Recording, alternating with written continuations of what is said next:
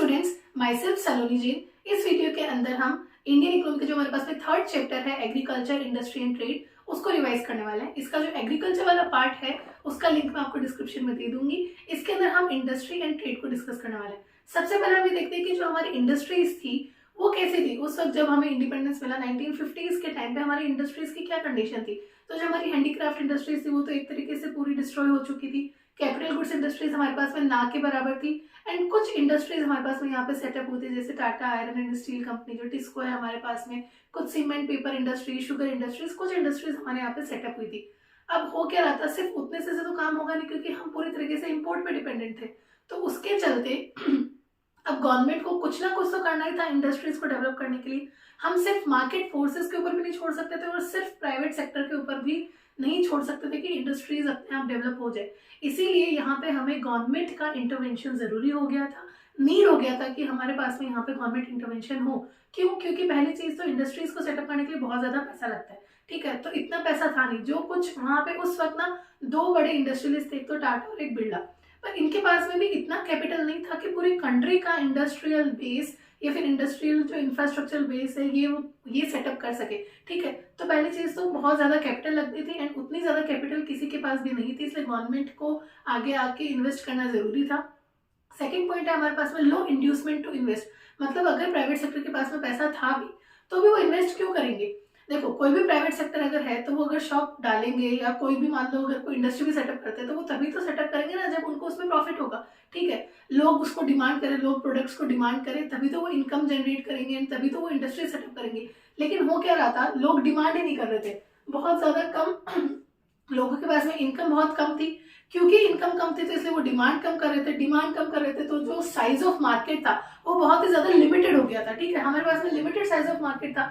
अब अगर मार्केट छोटा होगा तो जो भी प्राइवेट सेक्टर के जो इंडस्ट्रियलिस्ट है वो क्यों इन्वेस्ट करेंगे, ठीक है। तो वो इन्वेस्ट करना ही नहीं चाह रहे थे। अगर वो इन्वेस्ट नहीं करेंगे तो इनकम जनरेशन नहीं होगी, इनकम जनरेशन नहीं होगी तो लोग फिर से डिमांड कम करेंगे एंड हम एक तरीके से ना इस वीसियस साइकिल के अंदर फंस चुके थे, ठीक है। और हमारे पास में थर्ड पॉइंट आता है ग्रोथ विद सोशल जस्टिस। और अगर हम प्राइवेट सेक्टर के ऊपर छोड़ भी दे मान लो तो फिर प्राइवेट सेक्टर तो अपना फायदा देखेंगे, वो प्रॉफिट मैक्सिमाइज करना चाहेंगे, ठीक है। वो एम्प्लॉयमेंट जनरेशन पे ध्यान नहीं देंगे, वो इक्वालिटी पे ध्यान नहीं देंगे, वो हो सकता है एक्सप्लॉइट करने लग जाए, ठीक है। तो ये तीन मेन रीजंस थे कि गवर्नमेंट को आगे आके इंडस्ट्रियल सेक्टर को डेवलप करने के लिए इन्वेस्ट करना पड़ा। क्या तीन चीजें? पहली चीज तो पैसा नहीं था, प्राइवेट सेक्टर के पास में पैसा नहीं था तो गवर्नमेंट को आना ही पड़ा। दूसरा, अगर उनके पास पैसा होता भी तो भी वो इन्वेस्ट नहीं करना चाहते थे क्योंकि साइज ऑफ मार्केट बहुत ज्यादा छोटी थी। और तीसरा है कि सोशल जस्टिस भी चाहिए था, ग्रोथ विद सोशल जस्टिस। यही तीन कारण है, इसीलिए गवर्नमेंट का इंटरवेंशन जरूरी हो गया था। अब हमारे पास में जो इंडस्ट्रियल डेवलपमेंट हुआ था, ठीक है, वो दो डायमेंशन में होता है। एक तो हुआ था लार्ज स्केल इंडस्ट्रीज का और एक हुआ था स्मॉल स्केल इंडस्ट्रीज का। लार्ज स्केल इंडस्ट्रीज क्या कर रही थी? इंफ्रास्ट्रक्चरल फैसिलिटीज प्रोवाइड कर रही थी, ठीक है। एंड जो स्मॉल स्केल इंडस्ट्रीज थी ना उनका काम क्या था? एम्प्लॉयमेंट जनरेशन का काम था, जो कि इक्वालिटी लेके आ रही थी हमारे पास में, ठीक है। अब हमारे पास में दो इंडस्ट्रियल पॉलिसी रिजोल्यूशन है यहाँ पे। पहले एक 1948 में आया था एंड उसके बाद में फिर से दोबारा 1956 के अंदर आया, जो कि किसमें आया? हमारे पास में सेकंड 5 ईयर प्लान के अंदर आया। इसके तीन एलिमेंट्स थे, ठीक है। फर्स्ट हमारे पास में है 3 फोल्ड क्लासिफिकेशन ऑफ इंडस्ट्रीज। मतलब इसके अंदर 3 शेड्यूल बना दिए थे, शेड्यूल ए, बी और सी। शेड्यूल ए के अंदर कुछ 17 इंडस्ट्रीज थी, ठीक है, जो सिर्फ और सिर्फ मतलब गवर्नमेंट के ही अंडर थी। मतलब उसको ओन कौन करता था? गवर्नमेंट। उसको कंट्रोल कौन कर रहा है? गवर्नमेंट। मतलब वो एस्टेब्लिश भी कौन करेगा? गवर्नमेंट ही करेगा। यहाँ पे पूरा पूरा रोल किसका था? गवर्नमेंट का। इसके अंदर कौन सी इंडस्ट्रीज थी? जैसे एटॉमिक इंडस्ट्रीज है, डिफेंस हो गया, रेलवेज हो गया। तो ये सारी चीजें थी शेड्यूल ए के अंदर जो सिर्फ और सिर्फ गवर्नमेंट के अंडर थी। शेड्यूल बी के अंदर हमारे पास में थी कुछ 12 इंडस्ट्रीज। अब देखो, शेड्यूल बी के अंदर ऐसा था कि प्रोग्रेसिवली स्टेट ओन्ड थी, मतलब कि गवर्नमेंट सेक्टर का प्राइमरी रोल था एंड जो प्राइवेट सेक्टर था वो अलाउड थे लेकिन उनका सिर्फ एक सेकेंडरी रोल ही था। और इसके अंदर कुछ 12 इंडस्ट्रीज थी हमारे पास में, जैसे माइनिंग आ गया, फर्टिलाइजर्स रिलेटेड आ गए, ये सारी इंडस्ट्रीज यहाँ पे थी। एंड शेड्यूल सी के अंदर जो हमारे पास में बची कुछ इंडस्ट्रीज थी वो सारी की सारी शेड्यूल सी के अंदर आती है, ठीक है। तो सबसे पहला तो क्या है? 3 फोल्ड क्लासिफिकेशन ऑफ इंडस्ट्रीज। मतलब इंडस्ट्रीज को 3 तरीकों में क्या कर दिया? क्लासीफाई कर दिया। सेकेंड है हमारे पास में इंडस्ट्रियल लाइसेंसिंग। इंडस्ट्रियल लाइसेंसिंग का मतलब क्या हो गया? अगर किसी को भी नई इंडस्ट्री सेटअप करनी है या फिर जो लगी हुई इंडस्ट्री उसको एक्सपेंड करना है, ठीक है, उसकी ब्रांच कहीं ओपन करनी है या कुछ भी करना है उसको एक्सपेंड करना है, उस केस के अंदर उन्हें क्या चाहिए? लाइसेंस चाहिएगा, ठीक है। ये जो इंडस्ट्रियल लाइसेंसिंग लेके आए ना, इसका मेन मोटिव ये था कि जो रीजनल डिस्पैरिटीज है, मतलब जो कुछ बैकवर्ड रीजन है उनको भी क्या कर दिया जाए? प्रमोट कर दिया जाए। ये कैसे कर रही थी गवर्नमेंट? जैसे मान लो अगर किसी को इंडस्ट्री सेटअप करनी है तो इंडस्ट्री जो लाइसेंस चाहिए ना, उस लाइसेंस को क्या कर दिया, बहुत स्ट्रिक्ट कर दिया। जहाँ पे पहले से इंडस्ट्रीज है वहां पे लाइसेंस इजीली दे नहीं रहे, और जहाँ पे इंडस्ट्री सेटअप नहीं वहां पे बहुत इजीली लाइसेंस देने लग गए। तो जिसको भी इंडस्ट्री सेटअप करनी वो वहां पे कर लेगा, ठीक है। तो इस तरीके से जो बैकवर्ड रीजन्स थे, जहाँ पे रीजनल डिस्पैरिटीज हो रही थी, उन एरियाज को भी ग्रो करने के लिए गवर्नमेंट क्या लेके आई, इंडस्ट्रियल लाइसेंसिंग। एंड लास्ट हमारे पास में इंडस्ट्रियल कंसेशन। यहाँ पे क्या है, गवर्नमेंट ने कुछ कंसेशन दिए, जैसे टैक्स हॉलीडेज दे दिए, या फिर जो पावर जो इलेक्ट्रिसिटी है वो भी कम रेट में आपको वहां पे सप्लाई कर रहे हैं। तो इस तरह के कुछ कंसेशंस दिए। ये कंसेशंस क्यों दिए, ताकि जो इंडस्ट्रियलिस्ट है वो जो बैकवर्ड रीजन्स है वहां पे भी जाके क्या करे, इंडस्ट्रीज को सेटअप करे। तो एक तरीके से इंडिया के अंदर इंडस्ट्रीज को डेवलप करने के लिए क्या किया, आईपीआर 1956 जो हमारे पास में आया था, उसमें 3 चीजें थी। पहले तो क्या कर दिया, क्लासिफाई कर दिया 3 शेड्यूल्स के अंदर, schedule A B C. Second हमारे पास में लाइसेंसिंग लेके आए, एंड थर्ड हमारे पास में है इंडस्ट्रियल कंसेशंस, ठीक है। इसके बाद में हमारे पास में आता है स्मॉल स्केल इंडस्ट्रीज। इसका काम क्या था, to promote employment and equity. ये एम्प्लॉयमेंट जनरेशन करती थी, ठीक है। अब देखो यहाँ पे क्या हो रहा था, प्रोटेक्शन भी मिल रही थी इनको। प्रोटेक्शन कैसे मिल रही थी, एसएसआई के लिए ना कुछ इंडस्ट्रीज को रिजर्व कर दिया था, स्मॉल स्केल इंडस्ट्रीज के लिए कुछ प्रोडक्ट्स को रिजर्व कर दिया था कि ये सिर्फ और सिर्फ स्मॉल स्केल ही बनाएगी, ठीक है। एंड लार्ज स्केल इंडस्ट्रीज वो प्रोडक्ट्स नहीं बनाएगी, क्योंकि अगर लार्ज स्केल भी वही बनाएगी तो स्मॉल स्केल कंपीट नहीं कर पाएगी, ठीक है। इसीलिए इनके लिए क्या कर दिया, रिजर्व कर दिया। तो इनको प्रोटेक्शन मिल गई, एंड साथ साथ में फिर इनका अच्छा डेवलपमेंट भी हमारे पास में हो गया। 1951 के टाइम पे जो लिमिट थी एसएसआई की थी, वो ये थी कि इन्वेस्टमेंट जो है वो लेस देन 5 लाख होने चाहिए, ठीक है। और अभी फिलहाल जो लिमिट है वो क्या है कि जो इन्वेस्टमेंट है वो लेस देन 10 करोड़, और जो टर्नओवर है अगर वो लेस देन 50 करोड़ है तो वो हमारे लिए क्या है, स्मॉल स्केल इंडस्ट्री है। अब इसके मेन फीचर्स क्या है, देखो नाम से लगता है कि ये स्मॉल स्केल इंडस्ट्री है। अगर स्मॉल स्केल इंडस्ट्री है तो इसके अंदर ये हम कहीं पे भी सेटअप कर सकते हैं, ठीक है। जरूरी नहीं कि हमें बहुत बड़ा एरिया चाहिए, हम इसको बहुत इजीली छोटी जगह पे भी सेटअप कर सकते हैं। तो इसमें ना लोकेशनल फ्लेक्सिबिलिटी है कि ये कहीं पे भी सेटअप हो सकते हैं। उसके चलते क्या हो रहा है, जो रीजनल डिस्पैरिटीज है, जो कुछ रीजन्स बैकवर्ड रह गए, जो पीछे रह गए, वहां पे भी उनको भी हम डेवलप कर सकते हैं। सेकेंडली इसके अंदर देखो, क्योंकि स्मॉल स्केल इंडस्ट्री है, पैसा बहुत ज्यादा नहीं लगता है इसके अंदर, तो बड़ी बड़ी मशीन्स अफोर्ड ही नहीं कर सकते। अगर मशीन्स अफोर्ड नहीं कर सकते तो कैपिटल इंटेंसिव टेक्निक्स तो वो लेंगे नहीं, वो क्या करेंगे, लेबर इंटेंसिव टेक्निक्स लेंगे। इसके चलते क्या हो जाएगा, एम्प्लॉयमेंट जनरेशन वो हमें लाके देंगे, ठीक है। इसलिए एसएसआई जो था वो क्या करता है, प्रमोट करता है एम्प्लॉयमेंट को। एंड थर्ड यहाँ पे है कि नाम से पता चल रहा है स्मॉल स्केल इंडस्ट्रीज के अंदर इन्वेस्टमेंट कम है,